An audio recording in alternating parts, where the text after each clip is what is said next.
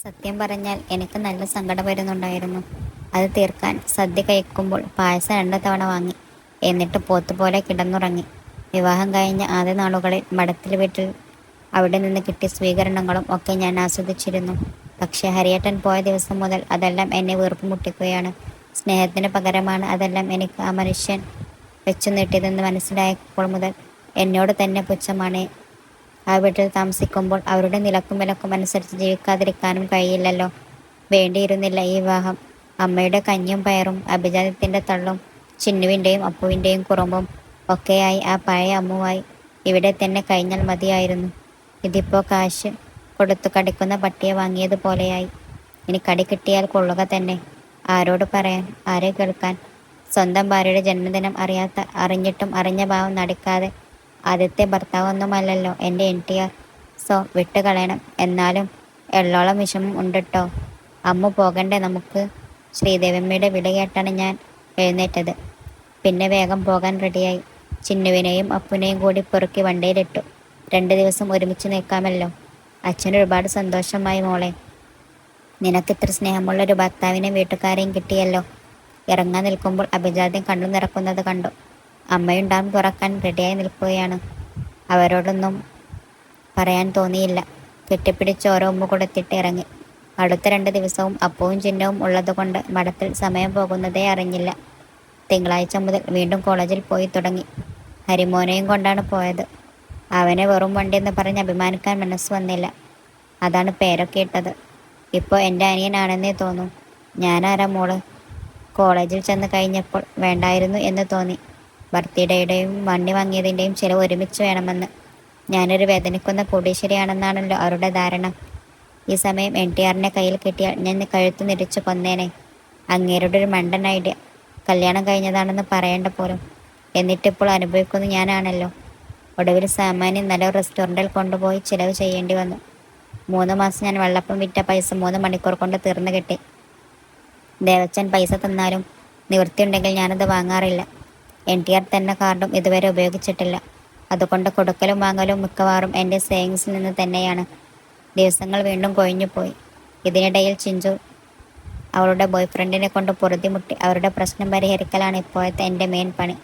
അവൻ്റെ ചാറ്റ് വായിച്ച എൻ്റെ ബാല്യം മുതൽ യൗവനം വരെ പകച്ചുപോയി. അവിടെ പോകരുത്, ആ ഡ്രസ്സ് ഇടരുത്, അവനോട് മിണ്ടരുത്, അവർക്ക് മെസ്സേജ് അയക്കരുത്. ഇതെല്ലാം കഴിഞ്ഞു രാത്രിയായാൽ ഒലിപ്പീരും ഡ്രസ്സിൻ്റെ അളവെടുക്കലും. അവൾക്ക് താല്പര്യം ഇല്ലെന്ന് പറഞ്ഞാൽ മറ്റാരോടോ ചാറ്റ് ചെയ്യാനെന്ന് പറഞ്ഞ് കളയും. ഉറങ്ങുമ്പോൾ കണ്ണടക്കാമോ ചേട്ടാ എന്നൊരു വോയിസ് ക്ലിപ്പ് അയച്ചിട്ട് അവനെ ഒന്ന് ആക്കണം എന്ന് ഞാൻ ഉദ്ദേശിച്ചിട്ടുള്ളൂ. അതിന് എന്നെ ചാറ്റി കാണിച്ചെന്നും പറഞ്ഞ് അവനിനി അവളെ പറയാൻ ബാക്കിയില്ല. ഇനി ഈ പ്രശ്നത്തിൽ ഇടപെടില്ല എന്ന് ഞാൻ ഉറപ്പിച്ചു. അതൊക്കെ എൻ്റെ NTR. സ്വന്തം ഭാര്യ ആയിട്ടുകൂടി ജീവനോടെ ഉണ്ടോ എന്നറിയാൻ പോലും ഒരു മെസ്സേജ് അയച്ച് ശല്യം ചെയ്യലില്ല. അപ്പോഴാണ് ഇവിടെ ഓരോരുത്തരും ഗേൾഫ്രണ്ടിൻ്റെ ഷാളിൻ്റെ നീളം തീരുമാനിക്കുന്നത്. നിവേദ്യ നോക്കുമ്പോൾ വിവേകാണ്, ഞങ്ങളുടെ ടീമിലെ പുതിയ ജോയിനി.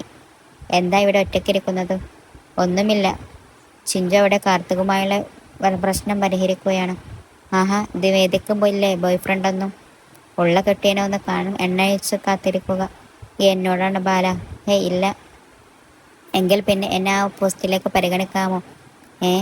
ഞാൻ അവൻ അന്തം വിട്ടൊന്ന് നോക്കി. അവൻ്റെ മുഖത്ത് ചമ്മൽ തെളിഞ്ഞു നിന്നു. അത് പിന്നെ നിവേദ്യ, എനിക്ക് തന്നെ വലിയ ഇഷ്ടമാണ്. I really love you. ഭലേ ബേഷ്, ഈ സൗന്ദര്യം എനിക്കൊരു ശാപമാകുകയാണോ കണ്ണ? അത് എൻ്റെ വീട്ടിലെ അവസ്ഥ ഞാൻ കരുതുന്ന പോലെയല്ല. എൻ്റെ അച്ഛനൊരു ഡോണാണ്. എന്നെ ഇഷ്ടമാണെന്ന് പറഞ്ഞ് 3-4 പേരുടെ കാലം തെല്ലൊട്ടിച്ചിട്ടൊക്കെ ഉണ്ട്. അത് പേടിച്ചിട്ട് ആരും എന്നെ പ്രൊപ്പോസ് ചെയ്യാത്തത്. ഇനിയിപ്പോൾ വീക്ക് ഇത്ര ധൈര്യമുള്ള സ്ഥിതിക്ക് നമുക്ക് നോക്കാമല്ലേ? അത്രയും ഭയം ഞാനവനെ നോക്കി. ചെക്കൻ്റെ കിളി പോയിരിക്കുകയാണ്. ദാ വരുന്നു നിവേദ്യ എന്ന വിനോബ് വിളിക്കുന്നുണ്ട്. ഇപ്പോൾ വരാട്ടോ. അവൻ കണ്ടം വഴി ഓടി. കോടീശ്വരി ഇമേജ് കാരണം പിന്നെയും പോയി കുഞ്ഞുങ്ങൾ കൊത്താൻ വന്നു. നമുക്ക് ആസ്വാദനം മാത്രമാണല്ലോ ലക്ഷ്യം. അതുകൊണ്ട് അച്ഛൻ ഹിറ്റ്ലറിൻ്റെ സ്വഭാവമാണെന്നും എൻ്റെ പുറകെ നടക്കുന്നവരെ കാൽ തല്ലി ഒളിച്ചിട്ടുണ്ടെന്നും പറഞ്ഞ് ഒക്കത്തിനെയും ഓടിച്ചു. ചിഞ്ചു സഹിക്കെട്ട് കാർത്തികുമായി ബ്രേക്കപ്പായി. അവർ ബിടെക് പഠിക്കുന്ന കാലത്തെ അടുപ്പമാണ്. അവൻ ആണെങ്കിൽ കൂടെ പഠിച്ചവരോടെല്ലാം അവൾ അവനെ തേച്ചെന്നു പറഞ്ഞു നാണം കെടുത്തി. വിഷമം ഉണ്ടല്ലേ നിനക്ക്? ഞാൻ ചോദിച്ചു. പിന്നെ ഇല്ലാതിരിക്കുമോടി. എന്നാലും ഇത്രയും കാലം ചങ്ക് പറിച്ച് സ്നേഹിച്ചിട്ടും അവൻ എനിക്ക് ഇത്ര വിലയല്ലേ തന്നുള്ളൂ. അതോർക്കുമ്പോൾ ആ വിഷമത്തോളം വരില്ല അവൻ ഇല്ലായ്മയുടെ വേദന. ഞാൻ ഓർക്കുകയായിരുന്നു സ്നേഹം എത്ര വിചിത്രമാണെന്ന്. അവനും അവളും പരസ്പരം സ്നേഹിക്കുന്നുണ്ട്. ആ സ്നേഹം പങ്കാളിക്ക് ബുദ്ധിമുട്ടായിട്ട് തുടരുന്നതാണ് കുഴപ്പം. സ്നേഹമുള്ളിടത്ത് വിട്ടുകൊടുക്കലും ഉണ്ടാകണം. യാതൊരു മാറ്റങ്ങളുമില്ലാതെ 4 മാസം കൂടി കടന്നുപോയി. എൻ്റെ സെം എക്സാം തുടങ്ങി. അങ്ങനെ ഒരു ദിവസം വൈകുന്നേരം കോളിംഗ് ബെൽ കേട്ട് വാതിൽ തുറന്ന് നോക്കുമ്പോൾ ദേ മുറ്റത്തൊരു മസിലളിയൻ. കല്യാണം കഴിഞ്ഞ് ഒരാഴ്ച തികയുന്നതിൻ്റെ തലേന്ന് മുങ്ങിയതാണ്. പിന്നെ ഇപ്പോഴാണ് ഈ മുതലിനെ കാണുന്നത്. ഇടയിലൊരു ഫോൺ കോളോ മെസ്സേജോ പോലും ഉണ്ടായിട്ടില്ല. ഞാൻ ചിരിക്കണോ കരയണോ എന്നറിയാതെ നിന്നു. മാസങ്ങൾക്ക് ശേഷം ഭാര്യയെ കാണുമ്പോഴുള്ള സന്തോഷമൊന്നും ആ മുഖത്ത് ഞാൻ കണ്ടില്ല. പിന്നെ ഞാൻ എന്തിനാണ് എക്സ്പ്രഷൻ ഇട്ട് മരിക്കുന്നത്? ആയുഷ്കാലം സിനിമയിലെ ജയറാമേട്ടനെ പോലെ ഞാൻ ആ സൈഡിൽ അദൃശ്യയായി നിന്നു. അപ്പോഴേക്കും അമ്മ എത്തി. പിന്നെ പരിഭവം പറച്ചിലായി, കെട്ടിപ്പിടിക്കലായി, അച്ഛനെ വിളിച്ചു വരുത്തലായി, ഇഷ്ടമുള്ള വിഭവങ്ങൾ ഒരുക്കലായി, ആകെ ബഹളം. ഒക്കെ കഴിഞ്ഞ് ആൾ മുറിയിലേക്ക് പോയി.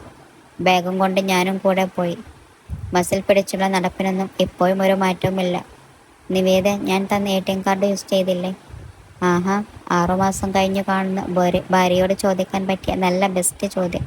ഇല്ല, അതെന്തു പറ്റി? പൈസക്ക് ആവശ്യം വന്നില്ല. എൻ്റെ കഴുത്തിൽ താലി കെട്ടിയത് ATM കാർഡ് അല്ല എന്നാണ് എൻ്റെ വിശ്വാസം. അത്രയും പറഞ്ഞ് ഞാൻ മുറി വിട്ടിറങ്ങി. വൈകിട്ട് അത്താഴം എല്ലാവരും ഒരുമിച്ചിരുന്ന് കഴിച്ചു. അതിനിടയിൽ 1-2 വട്ടം എന്നിലേക്ക് നോട്ടം വന്നു. പ്രഭാകർ ഒരുപാട് ആഗ്രഹിച്ചിട്ട് കൂടി അതിൽ സന്തോഷിക്കാൻ എന്തുകൊണ്ടോ എനിക്കായില്ല. റൂമിൽ ചെന്ന് പഠിക്കാനിരുന്നു. മനസ്സിൽ ഒന്നും പതിയുന്നില്ല. സങ്കടം മനസ്സിന് ആകെ മൂടിയിരിക്കുകയാണ്. ഒരു നോട്ടം, ഒരു ചിരി, അത്രയേ ആഗ്രഹിച്ചുള്ളൂ.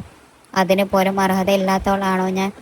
സത്യത്തിൽ എപ്പോഴത്തെ എൻ്റെ അവസ്ഥ കണ്ടിട്ടാണ് പണ്ടാരോ ചിറകൊഴിഞ്ഞ കിനാവുകൾ എന്ന കഥ എഴുതിയത്? എല്ലാ സങ്കടങ്ങളും പുഞ്ചിരിച്ചു നേരിടുന്നതുകൊണ്ടാണോ കണ്ണാ നീ എനിക്ക് ഈടെയായി സങ്കടം മാത്രം തരുന്നത്? ഇരുന്നിരിപ്പിൽ മേശമേൽ തലവെച്ച് ഉറങ്ങിപ്പോയി. രാവിലെ വെളിച്ചം കണ്ണിൽ അടിച്ചപ്പോഴാണ് എഴുന്നേറ്റത്. 7 മണി ആകാറായിരുന്നു. എന്നെ റൂമിൽ കാണാഞ്ഞിട്ട് പോലും ഒന്ന് അന്വേഷിക്കാൻ തോന്നിയില്ലേ കണവന്? രാവിലെ ജോഗിങ്ങും ഗ്രീൻ ടീക്കും ഒന്നും ഇപ്പോഴും ഒരു മാറ്റവുമില്ല. ഇങ്ങേർക്ക് ഹെൽത്ത് കോൺഷ്യസ് കൂടി ഭ്രാന്തായതാണെന്ന് തോന്നുന്നു. പ്രാതൽ കഴിഞ്ഞയുടനെ പണ്ടത്തെ പോലെ മുറിയിലേക്ക് വിളിച്ചു. നിവേദ്യ, ഒന്ന് വേഗം റെഡിയാകൂ, നമുക്ക് പുറത്തു പോകണം. അപ്പോൾ അന്ധനായിട്ടില്ല, ഓമയുമല്ല. സന്തോഷം. അടുത്ത 6 മാസത്തേക്കുള്ള ഷോപ്പിങ്ങിനായിരിക്കും ഈ പോക്ക്. അല്ലാതെ എന്നെ ഒപ്പം കൊണ്ടുപോകേണ്ട കാര്യമില്ലല്ലോ. അപമാനവും വേദനയും എന്നെ തളർത്തിക്കൊണ്ടിരിക്കുന്നു. ഒന്നും സംസാരിക്കാനോ തർക്കിക്കാനോ മനസ്സ് വന്നില്ല. ഒരുങ്ങിയിറങ്ങി. വലിയൊരു റെസ്റ്റോറൻറ്റിലേക്കാണ് പോയത്. ഭക്ഷണം കഴിക്കാനല്ല, സംസാരിക്കാനാണെന്ന് വ്യക്തമായി. ആൾ ഇരുന്നതിന് ഓപ്പോസിറ്റ് സീറ്റിൽ ഞാനും ഇരുന്നു. എൻ്റെ മുഖത്തേക്ക് നോക്കാൻ ബുദ്ധിമുട്ട് നേരിടുന്ന പോലെ തോന്നി. നിവേദ്യ, ഞാൻ എങ്ങനെയാ തന്നോടിത് പറയേണ്ടത് എന്നെനിക്കറിയില്ല. ഇനിയും ഇതിങ്ങനെ നീട്ടിക്കൊണ്ടു പോകാൻ എനിക്ക് താല്പര്യമില്ല.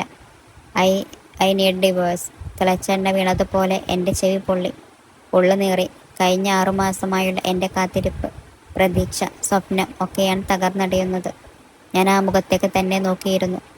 നിവേദ്യ, തനിക്ക് അത്ര വേഗം ഇതൊന്നും ഉൾക്കൊള്ളാൻ കഴിയില്ല എന്നെനിക്കറിയാം. എന്നാലും പറയാതിരിക്കാൻ എനിക്കാവില്ല. താൻ കണ്ടതോ അറിഞ്ഞതോ ആയ ആളല്ല ശരിക്കുള്ള ഞാൻ. ഇന്നു സിനിമ ഡയലോഗ് അടിക്കാതെ എണീറ്റ് പോവേ. വിഷമം അതിൻ്റെ ഉച്ചാവസ്ഥയിലെത്തി. അതിൻ്റെ ഫലമായി എനിക്ക് നല്ല ദേഷ്യം വരുന്നുണ്ടായിരുന്നു. എന്നിട്ടും മൗനം പാലിച്ചു. ആൾക്ക് പറയാനുള്ളത് കേൾക്കാൻ ഞാൻ ഇരുന്നു. നിവേദ്യ, ഞാൻ US പോയത് വരെയുള്ള കാര്യങ്ങൾ കുറച്ചൊക്കെ താൻ അന്വേഷിച്ചു കണ്ടെത്തിയതല്ലേ? അതിനുശേഷമാണ് എൻ്റെ ജീവിതം മാറിയത്. ഞാനിപ്പോൾ താൻ കാണുന്ന ജെന്റിൽമാൻ ശ്രീഹരിയായത്. സ്വന്തം ഭാര്യയോട് നീതി പുലർത്താത്ത ജെന്റിൽമാൻ. ആ US ഒക്കെ എങ്ങനെ ആയിരിക്കും? ഇങ്ങനെയൊക്കെ ആശ്വസിപ്പിക്കാൻ ശ്രമിക്കുമ്പോഴും എൻ്റെ കണ്ണുകൾ എന്നെ ചതിക്കാൻ തുടങ്ങിയിരുന്നു.